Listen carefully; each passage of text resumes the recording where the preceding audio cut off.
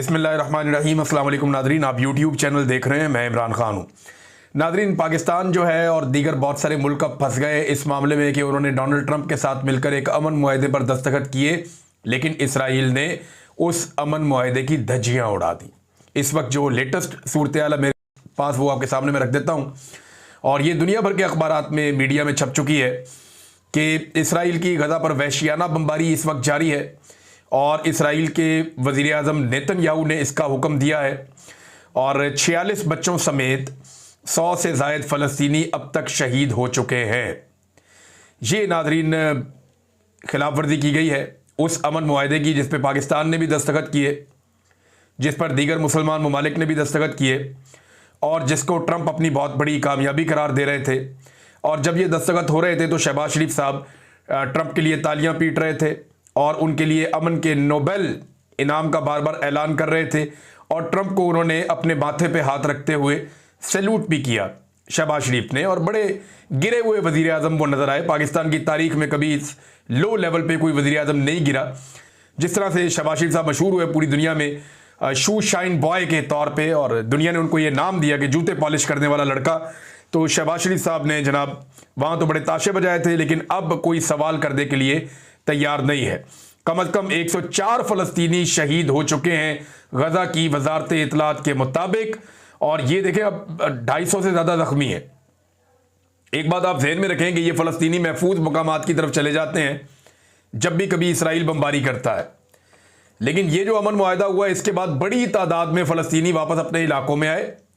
जब वो अपने घरों में पहुंच गए तो उसके बाद उन्होंने अपनी आबादकारी शुरू की और उस वक्त इसराइल ने दोबारा उनके ऊपर हमला किया। उन्होंने अपने सारे यरगमाली छुड़वा लिए, उन्होंने अपने सारे कैदी ले लिए। मुझे अच्छी तरह याद है कि सहाफ़ी मेहदी हसन, जिन्होंने ख्वाजा आसिफ का तबला बजा के रख दिया था, वो सहाफ़ी मेहदी हसन ने ये बात की थी कि उन्हें इस बात का डर है कि जब भी इसराइल अपने कैदियों को वापस ले लेगा या जिस वक्त इसराइल अपने यरगमालियों को या जो लाशें हैं उनको वापस ले लेगा, तो फिर वो दोबारा गजा के ऊपर अटैक करेगा और फ़लस्तीनियों की नस्ल कुशी करेगा। ये उन्होंने कहा था और ये बात अब ऐसा लगता है कि साबित हो रही है। बड़े बड़े हुक्मरानों को वो बात समझ नहीं आई जो बात एक जर्नलिस्ट को समझ आवे। देखिए एक चीज़ और है, ये अपना इन्होंने मफाद देखा वक्ती तौर पे, छोटा मोटा फ़ायदा। डोनाल्ड ट्रंप को अमन के नोबेल इनाम के लिए नामजद करना पाकिस्तानी सियासतदानों की और एस्टेब्लिशमेंट की ये एक बहुत बड़ी गलती बनेगा।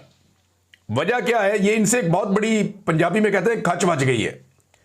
हुआ ये कि इन्होंने तो वक्ती फायदा लेने के लिए, ट्रंप को राजी रखने के लिए, अपने इक़्तिदार को तूल देने के लिए अमन के नोबेल इनाम के लिए उन्हें नामजद कर दिया। लेकिन अब ट्रंप जो जो करेगा, जब जब करेगा और जब जब कोई चीज़ उसकी सामने आएगी, और वो आती रहती है, अमेरिका है, अमेरिका के अंदर ताकत बहुत ज़्यादा है, फौज बहुत बड़ी है, तो छोटे मोटे पंगे तो वो करता ही रहता है। तो वो जब जब जो जो करेगा उसका रिएक्शन पाकिस्तान के अंदर फील्ड मार्शल और शहबाज शरीफ पे आएगा कि जनाब इन लोगों ने जाके मुलाकात की और उसके बाद अमन के नोबेल इनाम के लिए स्ट्रेट अवे नामजद कर दिया डोनाल्ड ट्रंप को, ये देखे बगैर कि इन्होंने फ्यूचर में करना क्या है। नादरीन, अब ये तो मैंने आपको खबर बताई कि सूरत हाल क्या है। पाकिस्तान तहरीक इंसाफ का इसके ऊपर एक ताज़ा रद्द-ए-अमल आया कि पाकिस्तान तहरीक इंसाफ का इसराइल के गजा पर ताज़ा वहशियाना हमलों की शदीद तरीन मजम्मत। तहरीक इंसाफ गजा की मजलूम और महसूर आबादी पर इसराइली अफवाज के ताज़ा और वहशियाना फ़ज़ाई हमलों की शदीद तरीन अल्फाज में मजम्मत करती है, जिनमें दर्जनों मासूम फ़लस्तीनी शहीद और ज़ख्मी हुए हैं।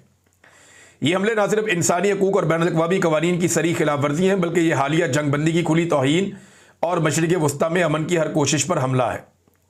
तहरीक इंसाफ आलमी बरादरी, ख़ुसूसन अक़वाम मुत्तहिदा और OIC और मुस्लिम दुनिया से पुरज़ोर मुतालबा करती है कि वो इसराइल की बर्बरियत के ख़िलाफ़ फ़ौरी, मौसर और इज्तमाई इक़दाम करें ताकि निहत्ते फ़लस्तीनी अवाम को मज़ीद कत्लो गारत, मुहासरे और तबाही से बचाया जा सके। पाकिस्तानी हुकूमत से इन्होंने कोई मुतालबा नहीं किया। पाकिस्तानी हुकूमत से भी मुतालबा करना चाहिए था ना कि आप ये इक़दाम उठाएँ, तो पाकिस्तानी हुकूमत ने तो कोई इक़दाम नहीं उठाए। अब गजा में पाकिस्तानी फ़ौज को भेजने का जो मामला है, देखिए एक चीज़ और इनके गले पड़ी हुई है, इनको ये असेसमेंट ही नहीं कर पाए। पाकिस्तान की जो एस्टेब्लिशमेंट है या रिजीम है, ये इस बात की असेसमेंट कर ही नहीं पाए। इनको अंदाज़ा ही नहीं था कि अगर ये जंगबंदी करवा भी देंगे तो नेतन्याहू और इसराइल जो है वो अपनी ताकत और अपने फैसले खुद करता है। उसे लगता है वो बहुत ताकतवर है, वो अपने फैसले खुद करेगा, तो जब दिल करेगा वो माहिदा तोड़ देंगे। तो इनके दिमाग में ये बात पहले नहीं थी, ये धोखा खा गए। इन्हें लगा जी जंगबंदी ट्रंप ने करा दी, ट्रंप ने जो करवा दिया वो हो गई जंगबंदी, अब कोई बंदा नहीं मरेगा।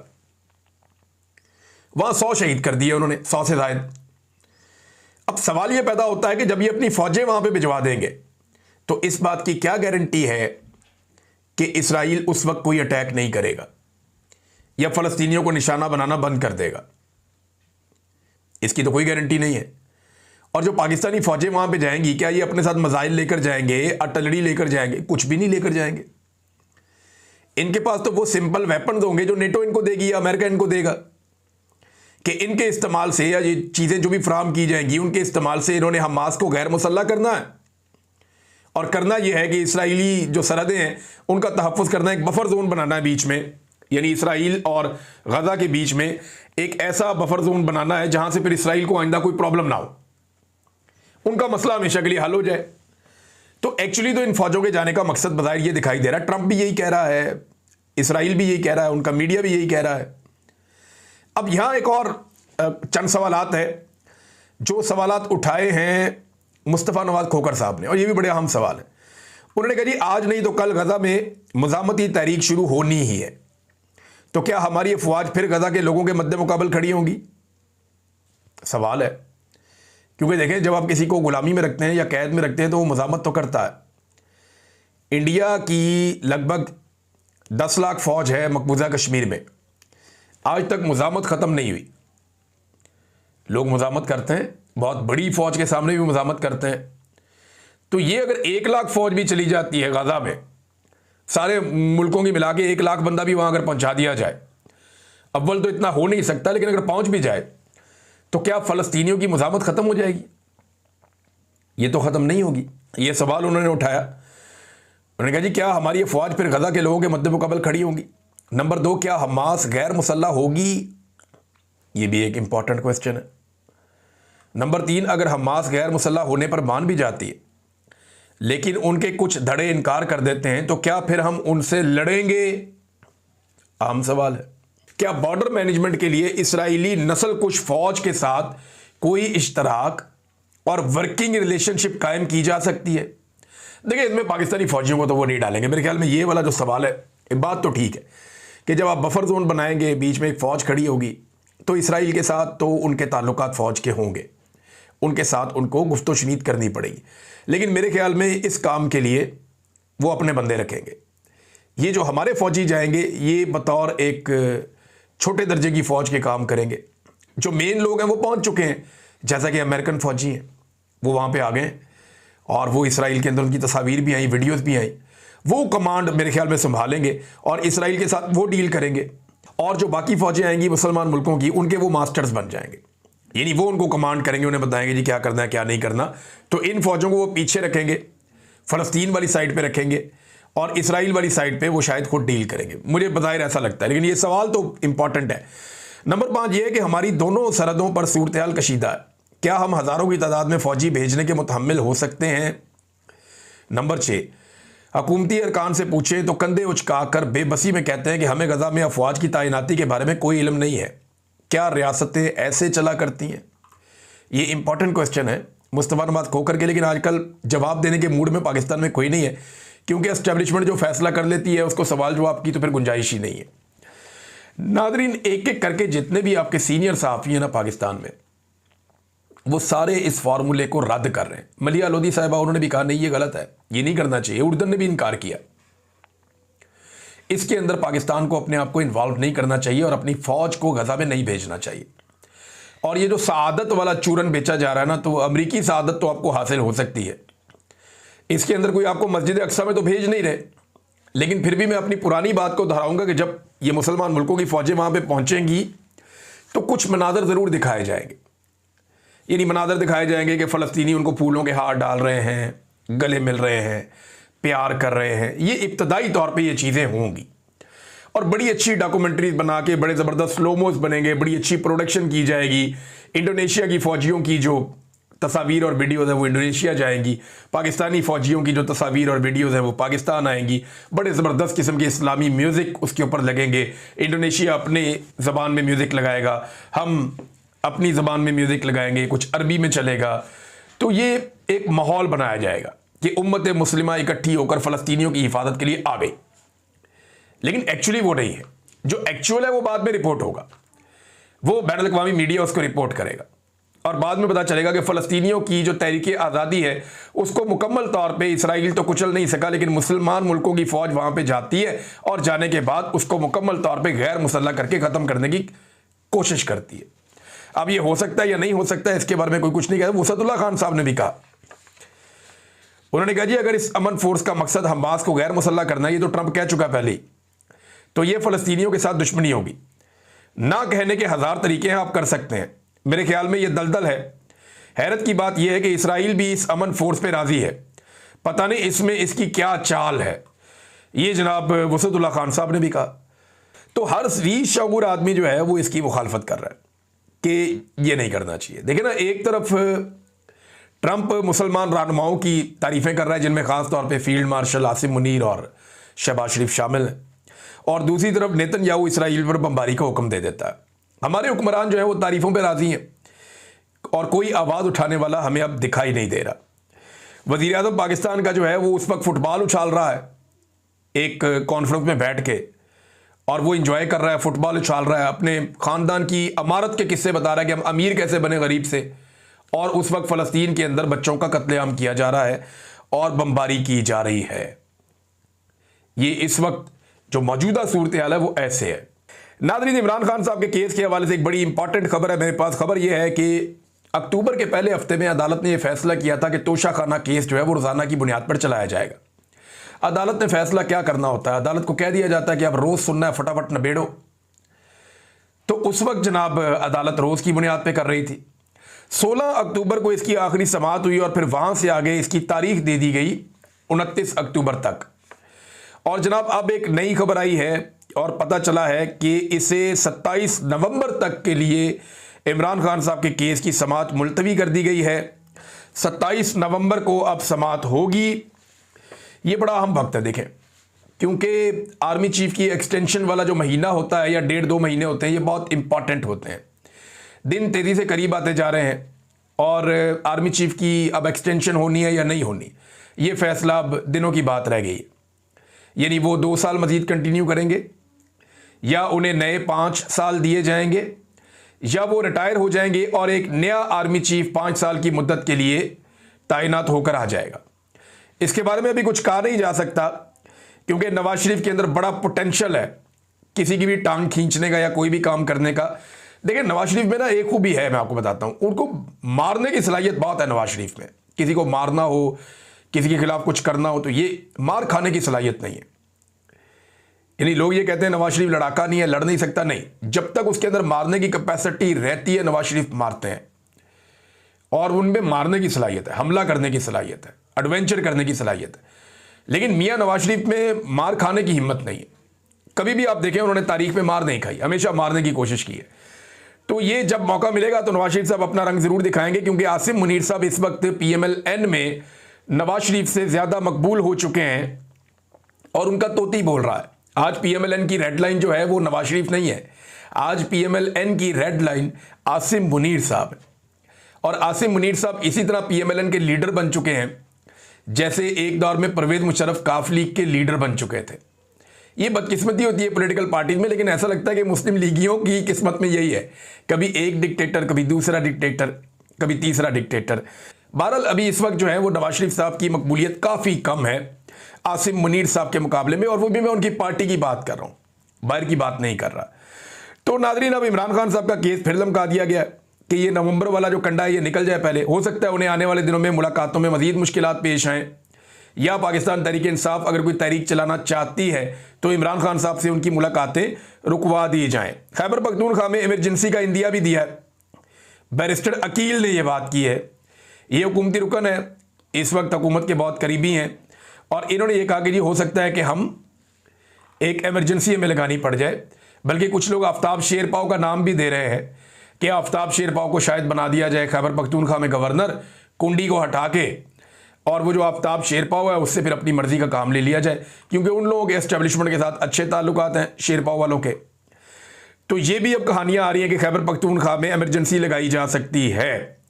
देखिए, ऑपरेशन की सूरत हाल तो बनाई जा रही है। ख्वाजा आसिफ साहब ने जो धमकी लगाई है अफगानिस्तान के साथ, जो उन्होंने अब ज़बान इस्तेमाल की है वज़ीर दिफा ने, पाकिस्तान एक बड़ा मुल्क है, एक एटमी मुल्क है। एटमी मुल्क का वज़ीर दिफा जब बोलता है तो बड़ा मोहतात बोलता है। छोटे छोटे मुल्कों के वज़ीर दिफा भी एहतियात से काम लेते हैं, लेकिन ख्वाजा आसिफ साहब ने जिस तरह बात की है उससे उनकी फ्रस्ट्रेशन दिखाई दे रही। उन्होंने काफ़ी ज़्यादा तालिबान के ऊपर रगड़ा दिया, और साथ उन्होंने ये कहा कि अफगान हुकाम के जहरीले बयानात ये जाहिर करते हैं कि तालिबान हुकूमत में इंतशार और धोखाधही बतदरीज मौजूद है। तालिबान रजीम को ख़त्म करने या उन्हें गारों में छुपने पर मजबूर करने के लिए अपनी पूरी ताकत इस्तेमाल करने की हरगिज़ ज़रूरत नहीं है। अलबत्ता तालिबान रजीम की अगर ख्वाहिश हो तो तोरा बोरा में माजी की शिकस्त के मनाजिर, जहां वो दुम दबाकर भागे थे, दोबारा देखना यकीनन अक़वाम आलम के लिए एक नया दिलचस्प मंजर होगा। इस तरह की ज़ुबान एक वज़ीर दिफा इस्तेमाल कर रहे हैं। इससे तो फायर फाइटिंग नहीं होगी, इससे तो जो है फ्यूलिंग होगी, आग मज़ीद भड़केगी। तालिबान रजीम सिर्फ अपनी काबज़ हुक्मरानी बरकरार रखने और जंगी मईशत को बचाने के लिए अफगानिस्तान को एक तनाज़े में धकेल रही है। अपनी कमज़ोरी और जंग के दावों की खोखली हकीकत को बखूबी जानने के बावजूद वो तिबले जंग बजाकर बज़ाहिर अफ़गान अवाम में अपनी बिगड़ती हुई साख बचाने की नाकाम कोशिश कर रहे हैं। अगर वो दोबारा अफ़गानिस्तान और अफ़गानिस्तान के अवाम को तबाह करने पर मुसर हैं तो फिर जो भी होना है वो हो जाए। फिर वो ये कहते हैं कि जहाँ तक ग्रेवयार्ड ऑफ एम्पायर्स के बयानिए का ताल्लुक है कि अफ़गानिस्तान जो है वो रियासतों का कब्रिस्तान है, पाकिस्तान इसको हरगिज़ एम्पायर नहीं कहता, लेकिन अफ़गानिस्तान तालिबान की वजह से अपने ही लोगों के लिए कब्रिस्तान से कम नहीं है। ये कभी सल्तनतों का कब्रिस्तान तो नहीं रहा, अलबत्ता हमेशा बड़ी ताकतों के खेल का मैदान ज़रूर रहा है कि उन्होंने यहाँ पे आके जंगें खेली हैं। तो फिर इन्होंने ख़बरदार किया कि जो वो काम कर रहे हैं तो पाकिस्तानी अज़म और हौसले को गलत अंदाज में लिया है उन्होंने। दुनिया देखेगी कि उनकी धमकियाँ सिर्फ दिखावा है। तालिबान रजीम अगर लड़ने की कोशिश करेगी तो, और साथ उन्होंने ये भी कह दिया कि अगर आप पाकिस्तान के अंदर कोई भी खुदकुश धमाका या हमला होता है तो उसे बर्दाश्त नहीं किया जाएगा। देखिए, ये जो खुदकुश धमाके और हमले, ये हमारी अपनी पैदावार है ना। तालिबान को किसने बनाया? हमने बनाया। ये दहशतगर्द किसने ट्रेंड किए? हमने किए। ये सारी तंजीमें कौन इनको लीड करता था? पाकिस्तान की मिलिट्री एस्टेब्लिशमेंट करती थी। ये एक एक ग्रुप जो आज बना हुआ है, इस सारे के पीछे पाकिस्तान की फ़ौज थी, फ़ौजी हुक्मरान थे। इन्होंने दुनिया से डॉलर कमाए, पहले मुजाहिद बनाए, उसके बाद तालिबान बनाए, उसके बाद तालिबान के मुख्तलिफ गिरोह बनाए। तो हर किस्म की दहशतगर्दी हमने तैयार की है। अब वो पाकिस्तान के कबायली इलाकों में और अफ़गानिस्तान में फैली हुई है। अब बजाय इसके कि हम उसकी जिम्मेदारी लें और इन चीज़ों को ठीक करने की तरफ बढ़ें, हमें ये लग रहा है कि ये हमारे ऊपर क्यों चलना शुरू हो गया। देखिए, जब वो बारूद का खेल खेलते हैं तो वो वापस आता है, जब आप हथियारों के साथ खेलते हैं तो वो चलते भी हैं। पाकिस्तान को आज भी ये बात समझनी पड़ेगी कि लड़ाई से मसला हल नहीं होता, और ये बात अफ़गानिस्तान को भी समझनी पड़ेगी। अफ़गानिस्तान भी ये बात अच्छी तरह जानता है कि वो पाकिस्तान के 1 इंच के ऊपर भी कब्जा नहीं कर सकता। बदअमनी ज़रूर पैदा हो सकती है दोनों तरफ, हालात ख़राब ज़रूर हो सकते हैं दोनों तरफ, लेकिन दोनों तरफ ये कैपेसिटी नहीं है कि वो एक दूसरे के मुल्कों को फतह कर दें और हमेशा के लिए कब्जा कर लें। ना पाकिस्तानी ये तस्लीम करेंगे, ना अफ़गानी ये तस्लीम करेंगे। लिहाजा अक्ल की बात वही है कि बैठें और बैठ कर मामला तय करें। वैसे ख्वाजा आसिफ साहब की ट्वीट मैंने पढ़ी है, मुझे लगता तो नहीं है कि उन्होंने ये लिखी होगी, क्योंकि इस तरह की ट्वीटें कहीं और से लिख के आती हैं, लेकिन फ़िलहाल ख्वाजा आसिफ साहब के अकाउंट से चली है तो चले मान लेते हैं। नाज़रीन, शेख वक्कास अकरम साहब ने इमरान खान साहब के सोशल मीडिया के हवाले से एक बड़ा अहम इंकशाफ किया, और वो ये कह रहे हैं कि ये ट्विटर केस क्या है, इसमें अदालत से क्या अहकामात मांगे जा रहे हैं। हर पॉइंट के पीछे एक पूरी मुनज़्ज़म कोशिश है कि किसी तरह इमरान खान साहब के पैगामात का सिलसिला बंद किया जाए। इसमें शरीक मावन और फैलाने वाले सोशल मीडिया के गिर्द शिकंजा कसा जाए। इमरान खान साहब के ट्विटर पैगामात के खिलाफ ये केस इस्लामाबाद हाई कोर्ट में वाजिद गिलानी काबीना के मेंबर एग्जेक्टिव गुलाम मुर्तज़ा खान ने मारूफ नून लीगी वकील रहनुमा जनाब बैरिस्टर ज़फ़रुल्लाह खान के जरिए दायर किया है, और अदालत से दरख्वास्त की है। वो जो सारी चीज़ें मैंने आपको पहले ही बताई थी कि बड़े तरीके से इमरान खान साहब का जो सोशल मीडिया उसको बंद करने की कोशिश की जा रही है, और सेम टाइम में ये भी कोशिश की गई कि लंबा ले जाए इमरान खान साहब की तोशाखाना 2 केस की समाअत को, ताकि जितना हो सके मैक्सिमम इमरान खान साहब को खामोश करवाया जा सके। नाज़रीन, एक और खबर यह है कि तहरीक लब्बैक के सानिया मुरीद के बाद मरीम नवाज़ की सिक्योरिटी के बड़े सीरियस इश्यूज हैं और सिक्योरिटी के लिए पंजाब के कुछ ब्यूरोक्रेट हैं, उनकी भी, मरीम नवाज़ की भी, दीगर कुछ और लोगों की भी, जितनी सिक्योरिटी थी सबकी स्क्रूटनी की गई है, स्क्रीनिंग की गई है और ये इंश्योर किया गया है कि सलमान तासीर के साथ जो वाक़या हुआ उस तरह का कोई वाक़या दोबारा ना हो। मरीम नवाज़ ने सरकारी मौलवियों से मुलाकात भी की है, बहुत सारे उलमा इकराम जाके वहाँ बैठे थे, उनके साथ बातचीत की है। दबे लफ्ज़ों में तहरीक लब्बैक के बारे में उन्होंने कुछ गिले शिकवों का भी इजहार किया, लेकिन जो कत्लेआम है वो कहीं पे डिस्कस नहीं हुआ। किसी मौलवी की जरूरत नहीं हुई कि वो वहाँ पे खुल के बात करता कि जनाब वो जो कत्लेआम हुआ उसके लिए रिस्पॉन्सिबल कौन है। मुफ्ती मुनीब वॉज देयर, लेकिन मुफ्ती मुनीब आपको पता है कि वो हमेशा एक सहूलतकार के तौर पर अपने आप को ताकतवर लोगों की खिदमत के लिए पेश करते हैं। तो मुफ्ती मुनीब साहब ने खुद को एक दफ़ा फिर पेश किया मरीम नवाज़ साहिबा के सामने और वहाँ पर मुफ्ती मुनीब साहब जो है वो भी दोबारा तहरीक लब्बैक जिसकी दम भरती थी इसके बारे में कुछ नहीं कहते। और पता चला कि जी मुफ्ती मुनीब साहब का शायद कोई एक दो खबरें आ रही हैं, कोई राब्ता वाब्ता भी करवाया गया है शायद उससे, साद रिजवी से। देखिए ना, दो ही चीज़ें हो सकती हैं। एक तो मुझे ज़्यादा शक ये है कि ये एजेंसियों की तहवील में दोनों भाई, ज़्यादा शक तो मुझे ये है और मैं ये मानता हूँ कि एजेंसियों की तहवील में ही बंदा होता है तो इस किस्म की खबरें फैलाई जाती हैं। तो अगर तो एजेंसियों की तहवील में है तो तहरीक लब्बैक जो है वो एक बिल्कुल ही फजूल पार्टी साबित हुई जिसके अंदर टके की सकत नहीं थी। बेड़े ही गर्क हो गया उनका, कोई आवाज़ उठाने के काबिल भी नहीं रहा। कत्लेआम तो हुआ उनका, वो तो पीटीआई का भी हुआ, पीटीआई का भी कत्लेआम हुआ था, लेकिन उसके बाद हमने देखा उन्होंने बड़ी आवाज़ उठाई थी जोरदार तरीके से। तहरीक लब्बैक तो टुस हो गई। दूसरा, अगर ये बाकी सारे लोग ठीक बात कर रहे हैं कि रिजवी बरादरान भाग गए हैं, तो भाई अगर वो भाग गए हैं तो ये तो फिर डूब मरने का मुकाम है कि वहां कारकुनों की लाशें छोड़ के भाग गए। अगर तो भागे हैं तो फिर तो डूब मरने का मुकाम है ना कि जनाब आम आदमी वहां मर रहा है, आप लाशें छोड़ के भाग गए। तो ये अब आने वाले दिनों में पता चलेगा कि कहानी है क्या। बहरहाल मरीम नवाज़ को इस बात की फ़िक्र तो है और मौलवियों से मुलाकातें भी ये बात साबित कर रही हैं। दूसरी तरफ जो उलमा है वो भी बैठे हैं, बैठ के इसके ऊपर बात करें। तरीके इंसाफ में कुछ इख्तलाफात नाज़रीन पैदा हुए हैं और नंबर एक ये, इमरान खान साहब की मुलाकातों के हवाले से अलग अलग किस्म की लिस्टें जारी कर देगी। बैरिस्टर अली ज़फ़र की कोई और है और सलमान अकरम राजा साहब की कोई और है। फिर पंजाब बार के जो इलेक्शन हैं इनमें अलग अलग किस्म के उम्मीदवारों को पाकिस्तान तहरीक इंसाफ सपोर्ट कर रही है। तो ये 5 साल का एक लंबा टीका लग जाएगा और यहाँ पे एस्टेब्लिशमेंट के उम्मीदवार को कामयाबी हो सकती है, वो फिर जीत सकते हैं। हादी अली चट्ठा साहब को अदालत से गिरफ्तार कर लिया गया, वो अदालत में मौजूद थे और जो अभी चीज़ समझ आई वो ये है कि थोड़ा सा लेट हो गए तो उन्होंने जाके जज को कहा मैं आ गया हूँ, लेकिन जज ने कहा जी मैं तो इसके वारंट जारी कर रहा हूँ। और जब वारंट जारी किए जाते हैं जब बंदा ना आए, वो बंदा अदालत में पहुंच गया तो यहाँ पे जज कभी वारंट जारी नहीं करता। लेकिन ना सिर्फ वहाँ पे उनके वारंट जारी कर दिए बल्कि हादी अली चट्ठा को जो ईमान मजारी के शौहर है उन्हें गिरफ्तार कर लिया गया। अंदाज़ा करें आप।